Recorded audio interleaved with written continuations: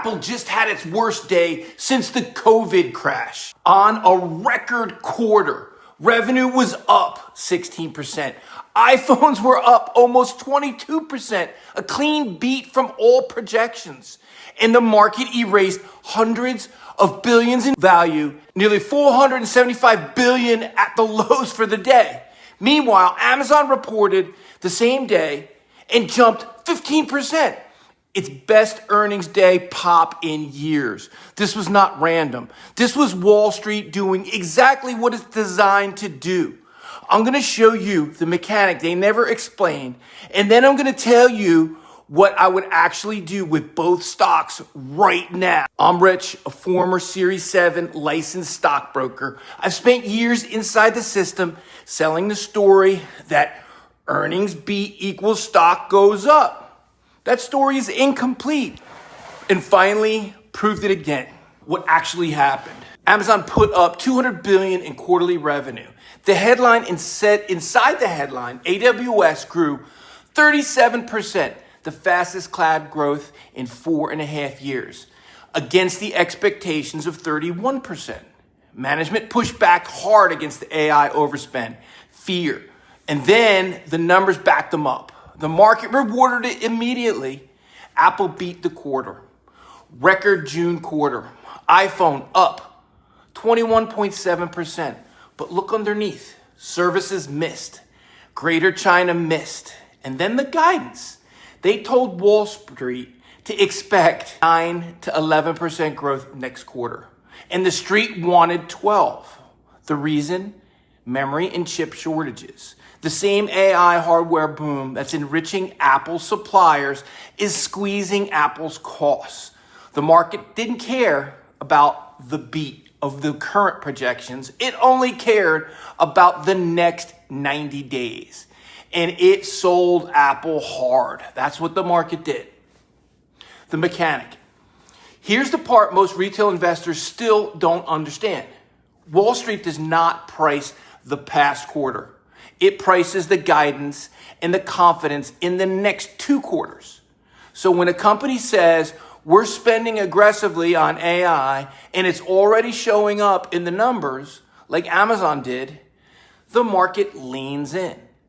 When a company says, we have supply constraints and growth will decelerate, even off a record quarter, the market leans out. This is why good earnings can still tank a stock.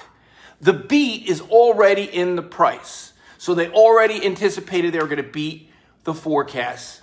That's in the price. The guidance, what they're saying the new projections are, is the new information that come out with the earnings report. Think about that gap for a second. 9 to 11 versus 12.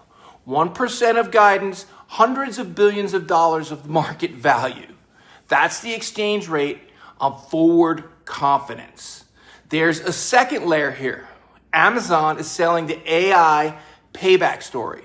Apple is still primarily a hardware company dealing with rising memory costs and constrained supply. Those are 2 completely different risk profiles right now. The market is treating them that way as well. I covered this exact rotation on Wednesday. The memory shortage that's punishing hardware names and rewarding suppliers. Link above if you missed it. Take a look at it.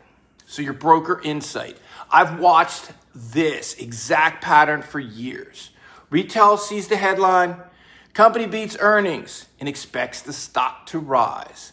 Institutions see the guidance language and forward looking at risk and start adjusting positions before the open. That's why the move often feels unfair if you're only watching past numbers.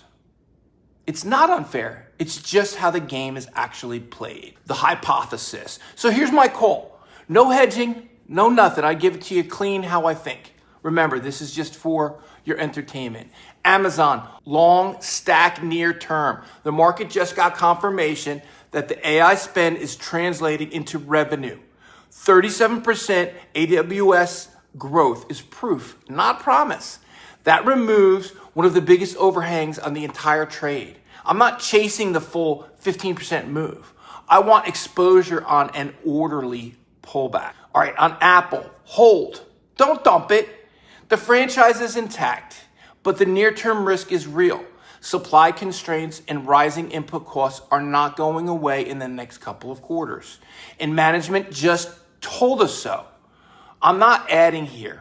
I'm waiting for signs the constraint is easing or the guidance improves. The broader AI Mag 7 complex.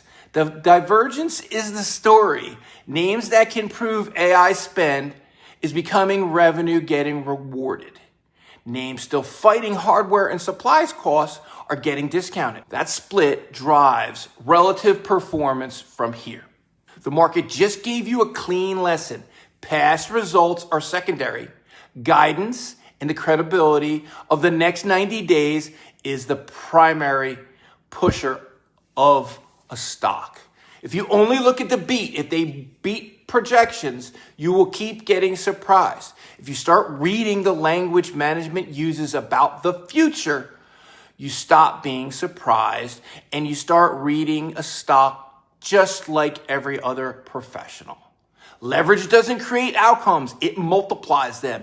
This is the Leverage Report. I'm Rich, former broker, real numbers, no fluff. If this gave you a clear picture of how the game actually works, then subscribe to the channel and turn on the notification bell. Drop a comment. Are you buying Amazon? Are you buying Apple now? What are you thinking of? I read all your comments. I'll reply to you. I'll see you in the next one.